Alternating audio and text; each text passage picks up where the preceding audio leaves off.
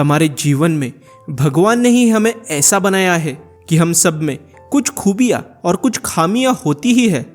हम हमारी खूबियों को देखने के बजाय हर वक्त खामियों को ठीक करने में लग जाते हैं। अगर ढूंढने निकले कि दुनिया में एक इंसान जिसमें कोई भी खामी नहीं है, तो बस हम ढूंढते ही रह जाएंगे। अगर हम खूबियों को नज़रअंदाज करके बस खामियों को देखते रहे, तो हम अपने जीवन में सफल कैसे होंगे।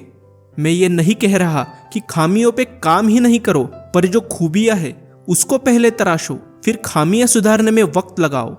अगर हम ऐसा करते हैं तो एक दिन हम अपने अंदर की खामियों का इस्तेमाल करके भी सक्सेस पा सकते हैं। आज की ये कहानी एक सच्ची घटना पर आधारित है, जो एक महान एक्टर की कहानी है। एक प्यारा सा 9 साल का बच्चा था जिसे एक्टिंग और डांस का बहुत शौक था। उस बच्चे को उसके हाव भाव और डांस के स्टेप्स के कारण बहुत प्रशंसा मिलती थी। उस बच्चे की एक बहुत बड़ी कमजोरी थी, जब भी वो डायलॉग की कोई बड़ी लाइन एक दम में बोलने की कोशिश करता तो वो हकलाने लगता। उसकी इस हकलाने की वजह से कोई भी स्टेज परफॉर्मेंस में उसका मजाक उड़ाया जाता। बार बार ऐसे होने पर उसके टीचर और दोस्तों ने भी उसको समझाने की बहुत कोशिश की कि ये एक्टिंग और स्टेज ड्रामा तुम्हारे बस की बात नहीं, तुम बाकी बच्चों की तरह पढ़ाई में ध्यान दो। बस उसके पास एक माँ ही थी जिसका उस पर विश्वास था। वो हमेशा कहती थी कि एक दिन तुम बहुत बड़े एक्टर बनोगे और यही दुनिया तुम्हें सलाम करेगी। एक दिन ड्रामा खत्म होने के बाद जब वो बच्चा घर आया तो वो माँ को देखकर रोने लगा। वो कहने लगा, माँ, मुझे अब सच में लगने लगा है कि एक्टिंग मेरे बस की बात नहीं, मेरा ये हकलाना ही मेरे सपनों का अंत है। अब मुझसे लोगों का मेरे ऊपर हंसना बर्दाश्त नहीं हो रहा। उस माँ ने बेटे को गले से लगाया।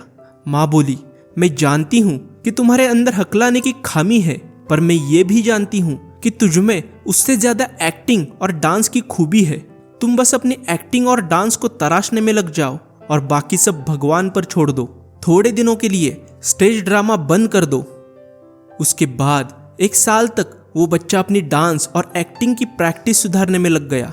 जब उसे लगा कि अब मैं पूरी तरह से तैयार हूँ, तब उसने पहली बार स्टेज पर डांस और एक्टिंग परफॉर्मेंस दी। उसका डांस देखकर लोगों ने उसकी बहुत तारीफ की। वो एक अच्छा कोरियोग्राफर बनके दुनिया के सामने आया। उसने अपनी खूबियों को तो तराशा ही था, पर अब उसको खामियों पर भी काम करना था। फिर उसके मन में एक आइडिया आया कि क्यों न इस हकलाने का फायदा लेके कुछ किया जाए। अब वो एक स्टेज कॉमेडी शो भी करने लगा जिसमें हकलाते हुए एक्टर का किरदार था। लोगों ने उसके एक्टिंग को भी सर पे ले लिया। अब वो एक्टर अपनी खूबियों और खामियों के साथ एक सक्सेसफुल पर्सनैलिटी बन गया। दोस्तों, हमारे अंदर भी बहुत सारी खूबियाँ होती है। बजाय उसे तराशने के हम इस सोसाइटी के दबाव में आकर इस सोसाइटी में फिट होने के लिए अपनी खामियों पर काम करने लगते हैं। हम परफेक्शन पे ध्यान देते हैं। इससे ये होता है कि हमारी खामियां तो थोड़ी बहुत ठीक हो जाती है, पर इतने टाइम में हमारी खूबियों को हम बिल्कुल नज़रअंदाज कर चुके होते हैं। अब हमारे पास सोसाइटी में एडजस्ट करने के अलावा दूसरा कोई ऑप्शन ही नहीं होता। इसलिए दोस्तों, पहले हम में जो खूबियां है उसकी तरफ ध्यान दो, उसे तराशने में लग जाओ, फिर खामियों पर काम करो। तभी आप दुनिया में अपना खुद का अस्तित्व बना पाओगे।